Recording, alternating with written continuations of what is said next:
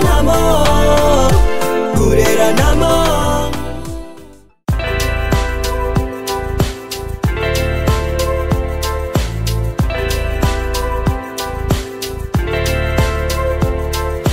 Bisous, bah bisous na bino surtout.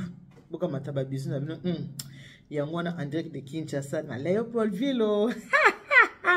Soka bwena kati ya leo to komela ko ba mayo. Na ba soza mutakanda ko tala ngate po separa na ngate. Ma jolie Anderson, comment t'as bisous na yangwana mami Kadi ma sommet des sommets, je te fais de gros bisous. Clarisse Congolais, n'est pas que me commencer à l'arabe. Maman Isabelle de Motoba, je te fais de gros bisous. Madame la Française, Marie-Camille Nimi, comment t'as bisous na yangwana. Me commencer à l'arabe, n'est-ce pas Olivier, c'est mon fils. Il y a des jours comme ça. Quand vous êtes sur un abino bandeko, c'est très important. Toza a pensé na kati ya émission prépare nous pour le mariage. Makamona oso na bino sikoza mambo très important o eza ko toucher na ba vie ya bana na biso. Makambo eza ko simba bana, o eza ko toucher na ba vie ya bana, on makambo to oso ngala bino siko. Likamno oso na bino siko ezali euti na mboka Dallas. Likambo euti na mboka Dallas. Et ko kutanga na zana Kinshasa. Eza na jeune fille na biso moko. Jeune fille na biso akoli akomi na tango ko bala. Boyebi ke mwana mwasi tango azoka mobali tope molonga tope copain avant kende na ngwe pa ya papa ayaka na ne pa ya mama. Abandaka na ne pa ya mama. Mama talanga mwana yo ndenge na ba na obima buko bandi ko simanga mwa ba nyonyo nazoka mwa yeke mwa yiki. Mama, moi ba yeke, qui commence à moi ba yeke, qui moi ba yiki, moi na moi c'est ka bosso ko ebisa nanu, ayaka ko ebisa nanu mama. So ba yeko ebisa mama, mama nde siko azwa ka mokano, mama nde siko azwa responsabilité ya ko ebisa papa. Papa ndenge nazawa tala mwana no ya mwasi ayeko ebisa ngai boy. Ezala ka ndenge na biso. Ezaka bongo.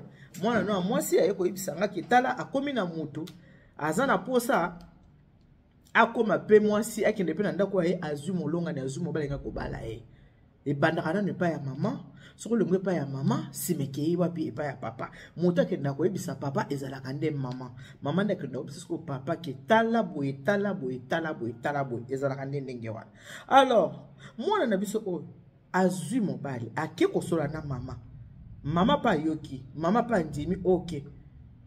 Boyebi ke ba papa nyo surtout bazaka ndenge moko te papa na papa aza na caractère na ye mutu na vi ndenge nzambe asala biso ata mapasa kotama mokolo moko me bazaka na caractère moko te mutu na mutu azaka na oyo ayebi ezaleli mutu na mutu aza na caractère na ye mutu na mutu aza na comportement na ye mutu na mutu azalaka na ndenge na ye bato bakokanaka te mutu na mutu azalaka na ndenge na ye.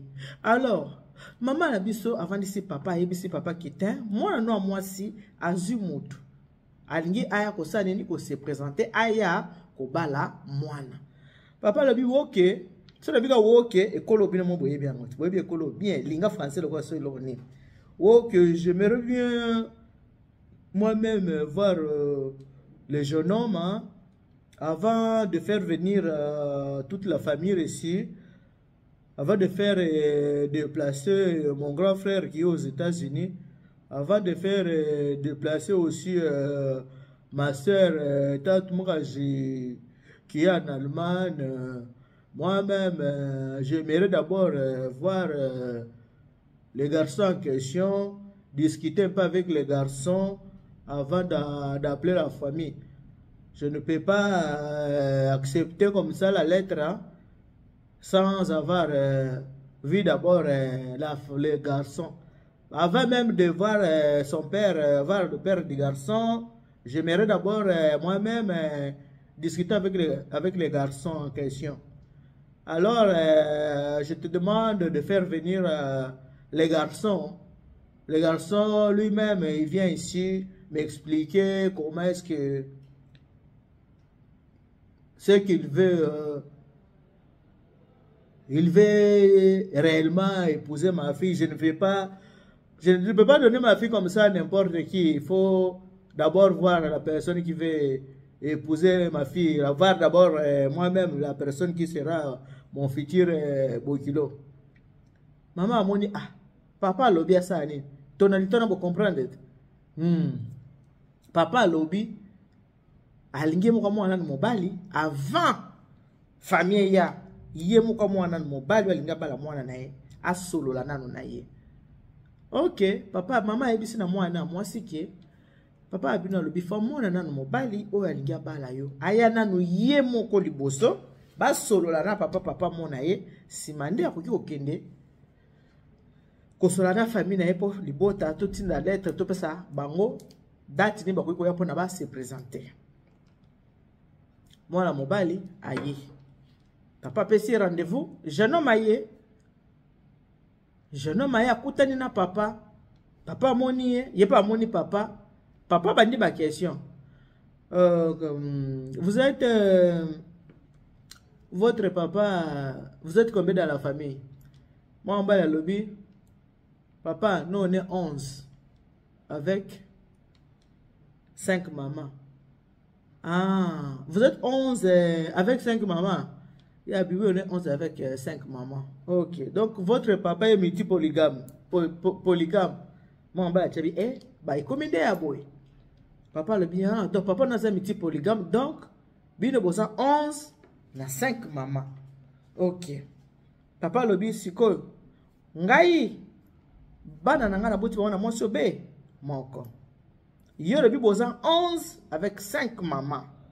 Cela veut dire que yo nengo zawana soki lelo na pesio pe mwana na ngai obali mwana nanga elakisi ke okozala kaka na ye moko te.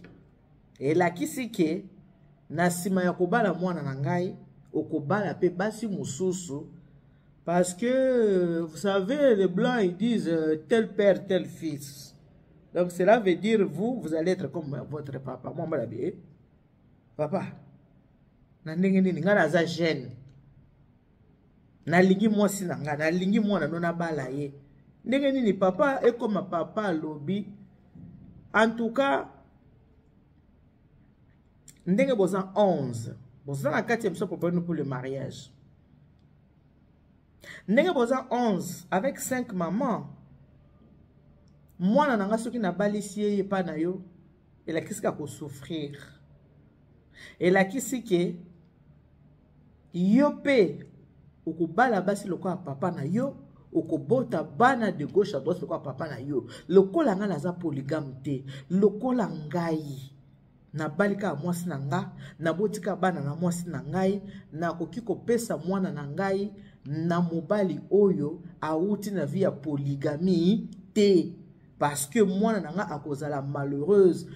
Papa na yo ata lelo oyo yo ozupe mwasi akozala na conseil ya kopesa yo te po ye moko aza polygame, aboti bana 11 na ba mama 5. Elakisi ke yo pe mwana na ye lelo osoko bali mwana na nga okosala ka mwana na ngai ndenge papa na yo asali basi na ye belebele aboti bana ebele.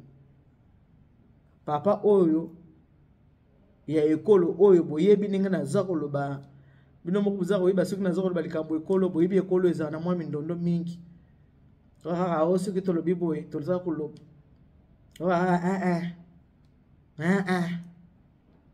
avant de faire venir Tante Moukajiguier en Allemagne, il m'a d'abord voir les garçons. Nous devons comprendre les colos, les colos.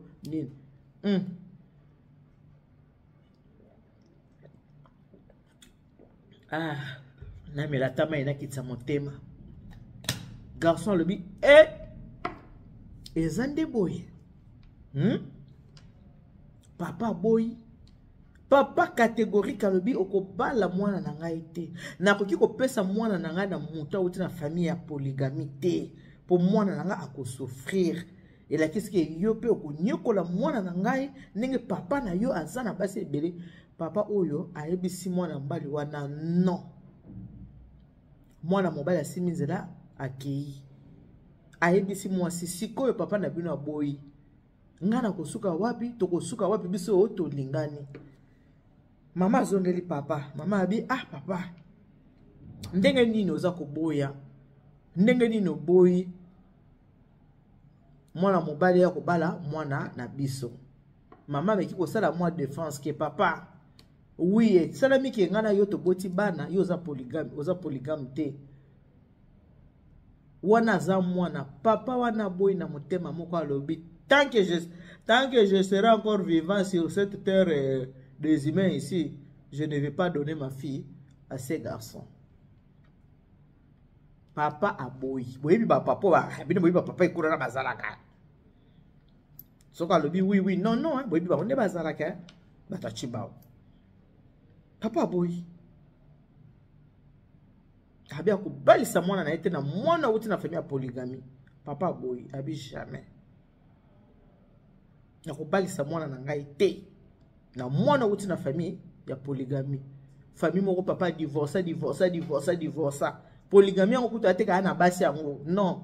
Ezaki aboti bana mibale bakabwani. Oyo bana misatu bakabwani. Oyo mwana moko bakabwani. Ba papa o baza moins sérieux. Polygamie ngo ezate ke o aza o avandisi basi nyoso na ndako. Non. Eza papa o kaboti na o bana mibale, o bana misatu, oyo mwana moko, o ba kobota par-ci par-là boti bana 11 na basi mitano. Ndenge baba Bible ke ba koko baleki manga bana nde baza koyoka minu ngai. Papa oya boy na mutema moko. Lokola pe ekolo ngo bana pe babanga pe papa lobi okosala nini. Yango lelo na yako talisa. Yango te yoko solo na ba boti lelo ba parents. Na ba ke bana bobenga ba mama bobenga ba papa et mission na bino yango ebandi papa pour le mariage. Ensemble suivant maman il est anit. Yango te yoko solo les na ba parents. Le ko ezali kambo etali côté ba papa. Yango to simbeli yango na côté ba papa. Ba papa. Tango mususu tango bosala kamakamu na bino. Boyeba kate ke kozana ba retomber. Ba papa tango bosala kamakambo. Boyeba kate ke ba retomber ekoki koya. Boyeba kate ke makambo to osala lobi ekoki ko bebisela bana na biso. Boyeba kate ke makambo ko kangela bana na biso nzela. Botala papa oyo. Papa oyo aboyi. Papa alobi mwana na ngai na ko balise na mwana uti na famille ya polygamie te. Et puis polygamie ngo te ke papa na bala basi saka abotia. Bozo mona ndenge nini ba parents mususu bozo kangela bana na bino banzela sans qu'on se rendre compte. Vous ne vous rendez pas compte de ce que vous faites. Ozu moi si o boti otiki, ozu oyo boti otiki, ozu oyo boti otiki, ozu oyo boti otiki. Sikoyo bana mi bale balingani. Encore baza na Canada. Papa lobi jamais. Na kopesa mwana nga na muta uti na bavia ba divorce na kopesa te. Mwana uti na polygamie na kopesa te. Parce que babi tel père tel fils mwana nga kozala heureuse te mwana oyo lobi ye pa kolandaka lokolo ya papa na ye. Mwana nga kozala malheureuse. Akolanda lokolo ya papa na ye akobota bana ndenge papa na ye bota alors na lingi yango te lokola nga na wuti naza na vie wana te lokola nga na bali mwasi na nga na boti bana na nga na kopesa mwana na ngai na mwana wuti na ya polygamie te ba papa bomoni ba situation ni boza ko tia bana papa boy na motema moko alobi non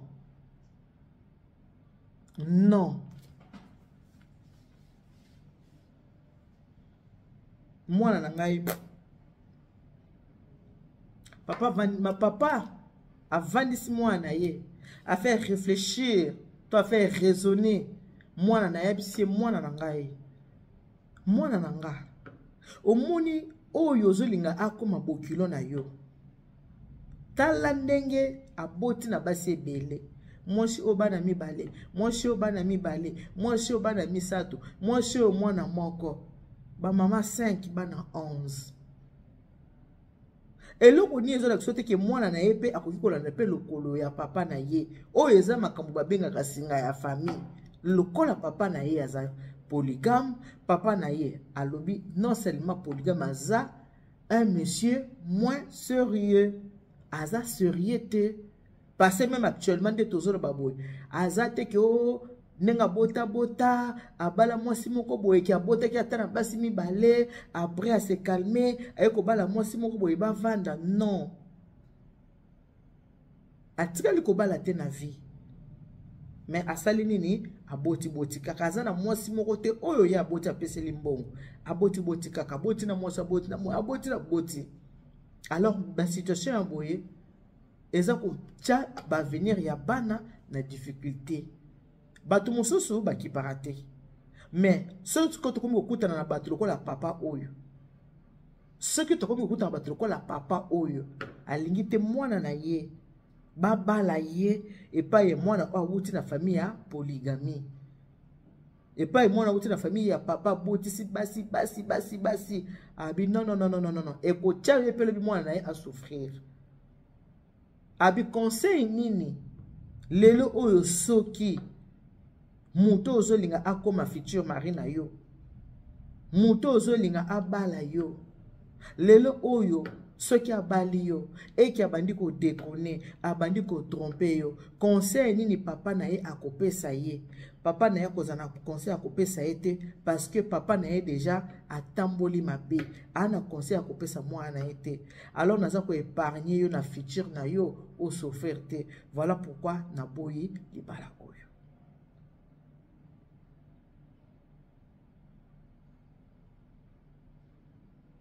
Mwana tali likolo tali na se abina sa ndenge ni na kimele patatu muka généralement mwana kimi yake patatu muka généralement comme patatu muka j'ai expliqué situation tatu muka ndenge na zao na su prétendant moko alingi abala ngai mais papa bengisa ki bakutana ki basololi papa sali nini papa boy pour telle raison tatu muka jabi oui papa na yaza na raison biso ba parents na biso balaki ba polygame te biso ne baboti biso boboti biso papa moko mama moko biso nyonso bino papa na bino abali mama na bino aboti bino ngai moko tatu mukaji kaka mobali nanga ona yebaki Diego kao nanga balanga ti lelo tatu mukaji no oya mukie pareil libota na biso eza libota ya ba divorce te libota na biso eza libota ya polygamie te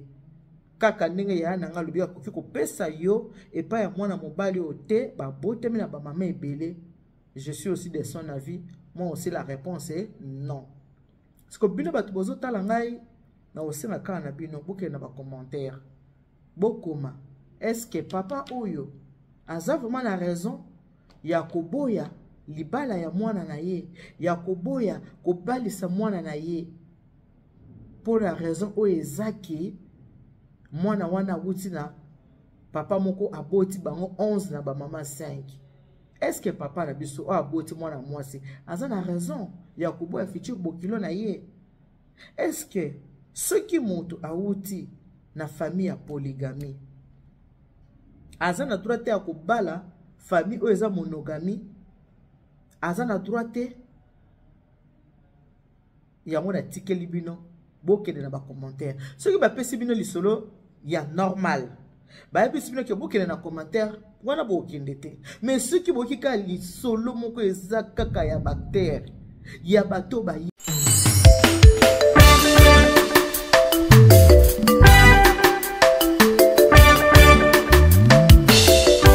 Service traiteur La Providence, Maman Eliane Nitou. Toujours prête à vous servir.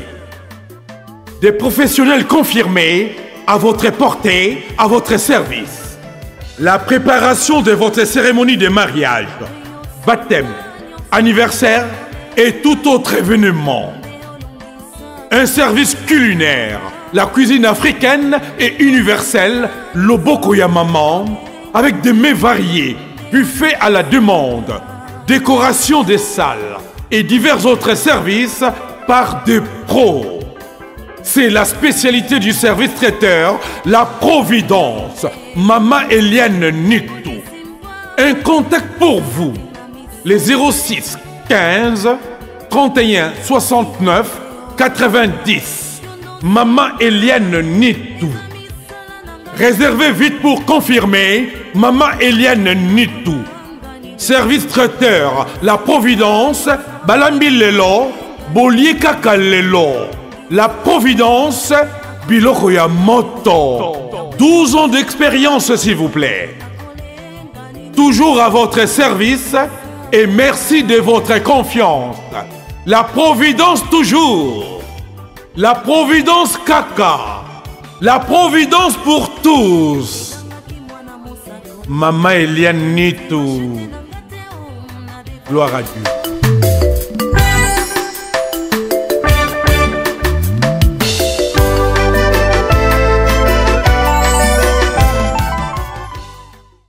Bana boko ya ebele tala ba commentaire boko tcha ba commentaire tala ba jugement mais ce comme bino nde bobe bisi bino moko na ba muke bomoni bokonda na kanelo ba kroni mama te ba kroni mama ba tambola ka selon bino côté ba mona ka bozolinga ba se pencher côté wana po ba sepelisa bino moko ba to botalaka biso ba kroni mama bino nde bo bebisi biso nyoso to ba kroni mama parce que ceux qui montent na lisolo moko ya normal du vrai du vécu du quotidien ndenge na tikeli bino libre champ lobike botina no ba commentaire donnez aussi votre avis. Est-ce que papa oyo aboyi mwana na ye babala ye na moto awuti na vie moko boyeke papa na botsa bati pe papa pesi raison lobi ke lobi akonyokola yo ndenge papa na yaza moins sérieux papa na ya boti na basi ebele ye pe lobi akonyokolo poso ka nyokoli yo papa na ya kozana conseil ya kopesa yete siko bino ba yebozo talanga na sengi na bino bocha ba commentaire. Pourquoi na sengi ba commentaire? Parce que moi no ebisinga le bima Eliane Nitou tango kosala na lingine yo kana mpe opinion yo kape ba idée ya batu mosusu. Est-ce que mon père il a raison ou pas? Yango na tikeli bino moko pe posala nini bocha no ba commentaire. Papa azana raison nenga boyi ke mwana na ye babale na jeune moyo azana raison bocha na ba commentaire wana komona na kozo ba commentaire mi bale misato esili mais tangu bakoyaka na makambo ya muto ya yebana okomona ndenge bokocha ba commentaire tangu bokomona émission ya polémique ba commentaire. Voilà pourquoi bino moko bobebisi ba kroni mama bobebisi ba kroni papa ba yebi ke bolinga ba émission ba polémique bolinga ka makambo za sur la toile bolinga ka bato ba yana ba buzz lokola YouTube muno sona posa talama bakoma ko se pencher na makambo bino bolinga bino moko bomemisa ka bato masumu bomemi bato na nzela ya mabe. Alors faut go supporter tango bato bazoyela bino banda muto akufa le 11 mars le toza le 8 avril bientôt un mois makambo Jennifer ezosila te ngapelo bino kwa na mususu bavo essayer lobby pe na koyela bino pe volume mususu na koyela bino po voice mususu ye bientôt un mois depuis makambo Jennifer ebandaki ezokata te ezokata na te parce que maman ba yebi ke bakambi bino bolinga ka yango wana loba mutu mususu na buzz na ye moko boye to likambo moko boye kweya wana nde longola o mesino te bakroni mama na bakroni papa balingi bino besinga na kingo na makambo ya nani ya Jennifer ngapelo bina kwa yango po voice mususu eye déjà. Alors na part nanga na kolobake ezala ba parents mususu lokola papa oyo balinga la bango via désordre te. Alors ba papa o bokenda ko butsa bokanisa pe pour avenir ya bana batu nyonso tout bazaka na laisser aller te ba parents nyonso tout te bazana laisser aller surtout ba parents ba bokoli bana na bango bien o bana na ndako na bango balia na bango beefsteak akeluka beefsteak na ndako ya libala te po mabale kiseni mabala musu ezali bato mesena ka komela te ya rouge to bango ka ti ya rouge abi ke sona ki ko ta libala na ndako na komena kombana komela du lait o biso moto benga ka miliki bakotala te situation pardon ki kuna ki mela miliki pardon ba ki kuna ba ko bongisa biso kuna to ko bonga mesana ba parents mususu balinga ka makambo bêtise te ayebi nde ba ne ba melaka du lait ayebi ndenga lokoli ba ne na Kisasa mi bango na Canada ayebi nde ba ne ba tangi na école privée ayebi vi na ndeza bien alors azomona ke non mutu mo kwa ko bangisa nga awa azati alobi non et pas mwana na ye mwana lobi alinga yeba bino ba yebozo tala est-ce que papa a raison Est-ce que moi mobali akolandaka comportement papa na ye? L'amour, il y en a dans son cœur. Réflexion pe à papa et réveiller pe mémoire na ye. Et tali pe oh, mon père pas avoir raison. Malinga ye babino, makanisi na bino eza makanisi nini? Na ko toucher na côté ba maman te pour likambo etali nde ba papa. Mibale bele tanto bisa bino ke bobe bisa ka ba vie abana batu bondima te. Mibale bele bobe bisa ba vie abatu. Bobe bisa ba vie abana basi bele. Ya on makambo papa boy oyo botisi mwasi moko boy bana mibale otiki na bukumba ya bana oki. Obotisi mwasi mwana moko otiki okei. Obotisi mwasi bana misato otiki okei. Obotisi mwasi bana mine otiki okei. Ba retomber yango. Ya ba papa bo papa za strict. Ya ba papa ya boy ba retomber yango. Obotisi mwasi ko botisa bana ya batu tambo botisa kabongo botikaka charge mutu muso amemela yo mokumba na yo moko papa bilenge ezalaki ya yo osemi opesi semence otiki mutu muso ya kozwa charge mbale ebele bo rendre basi ba mauvais service mais bali mingi bo pepisi ba vie ya basi mingi baloba ko mo bala ta boti na basi ebele akozoraka mwasi akolinga ye. Oui c'est vrai mais papa oyo habité papa na ya boti na basi ebele yepe akolanda lokola papa na na lingi te mwana na ngomona pas tu restes là na kopesa yo na mwana mobali oyo te pour vous dire que na makambo c'est exception ezangati ko souffrance rozaya nani bano mibale soki babala nete ba souffrir na bolingo lobi mwana mobala akende koza mwasi moko oyo aza penza guna ete to shwa na ete pona nini poko to ba boye akenda ta kote mususu mwana mwasi pe pareil papa lingi mobali ote ah donc déjà na 27 ans fona bala nazo ata oyo ba te bele bazana mibala ba shwa na bango te na basi pa ba shwa na bango te ba mususu ka poli kambo ko ndenge pe to yokaki na audio oyo ezaki ya nani ya Jennifer alobike tangu mao alingaki mobali ya Belgique ayebisaki ke nakolaki soki nga naza mobali ake kozongela bolingo na ye akala oyo ezaki Sylvie balobi boye ke Sylvie mutu alekise mambo ya mibali eza Jennifer mutu balekise ki Jennifer mambo basi eza Sylvie lokola mao ndenge mobali bika dekonaka azongeli tango mususu angaki abala na Sylvie te angaki abala mao mais lokola mbeba mo ekomaki nakolakisa yo ake kozongela nini zunga kala elamba basupa bien hein mais keba mususu ke toboki ochema mai nyo sisa nini ebomi moto voilà comme na kina to so na bino yango wana bocha ba commentaire na bino mwana yeko expliquer nga makambo yo ayo ka ba commentaire na bino bokoloba nini alinga yo ka pe bino atala makanisi na bino eza ndenge nini ba papa oboza kotika basi na bana boza kotika basi na bana boye baki boza ko rendre basi na ba mauvais service boza pe ko rendre bana na ba mauvais service bana bazo kola sans éducation à des parents bana bazo kola sans affection ukomona papa moko boya tika na yebana na ba date d'anniversaire bana kuta yebite atika mwana zaka na 5 ans ayeko ko récupérer mwana déjà za na 27 ans ayeko récupérer mwana na 30 ans sans affection yo mwana yo moko papa na motema affection ezate mwana na motema pe affection pe ezate mais pe que boka ngisa photo po bozani ni makila mais na mitema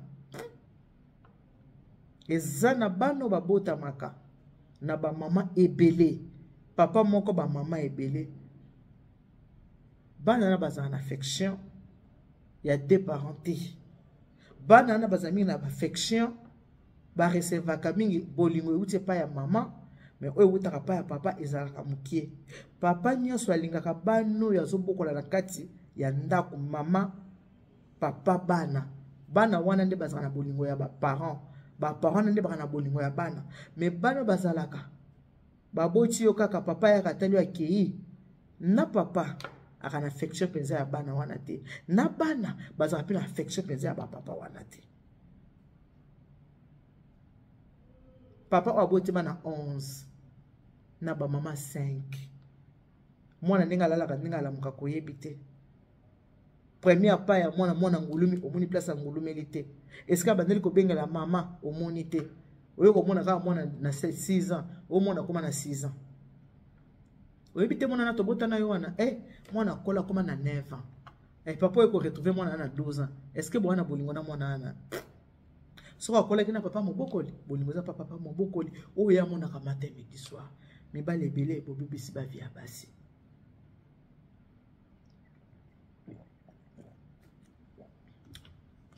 mibale ebele pour rendre basi ba malheureuse mibale ebele na kolobela ka mibale po eza likambo ya mobali mibale ebele bobibisi ba via basi mibale ebele pour rendre basi ba malheureuse mibale ebele pour rendre bana bino ba malheureux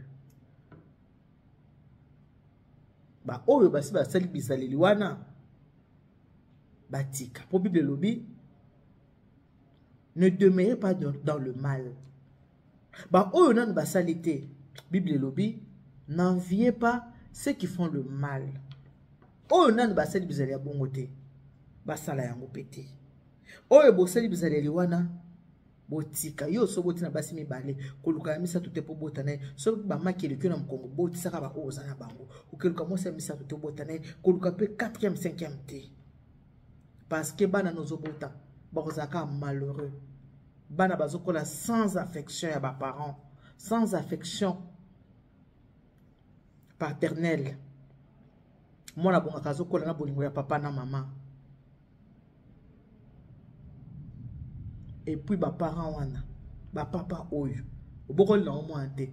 Mukola libala mwana oyo vandi ozili costume. O bangola chambre ba shame on you. Shame on you. Au vent de zozela pe costume na oba pesa yo o sa pe facture na yo ki ngande zana côté botata na 3000 papa oza 3000 mais moi no atam kolomo me mena dispensaire te mon kolomo me mena urgence te mon kolomo kenda ko répondre même pas l'école mais tande o senga 3000 ya malamu te ce n'est pas bien alors ba jeune o bozoko la lelo bolanda bizali ya bato wana tango akala te bolanda bizele batona tango kala te ba jeune bokola lelo bolanda bango te bobala basi na bino bosala ba foyer na bino bobota bana na bino bolanda te o papa biso bota na basi 6 ngape na bota na basi 6 te papa bota na basi mbali te oza ko minyokola po oza ko nyokola bato oyo yo oza ko mema na mokili pona ko sukisa na sengi na bino bokene na ba commentaire papa oyo azana raison ou bien azana tort. Quand Dieu vous bénisse, God bless you. Mungu anubariki, tatanzam kalusakumuna, nzamba nibeshani bana betu bon sibo kamata ba bisous. Bonne journée, bye bye.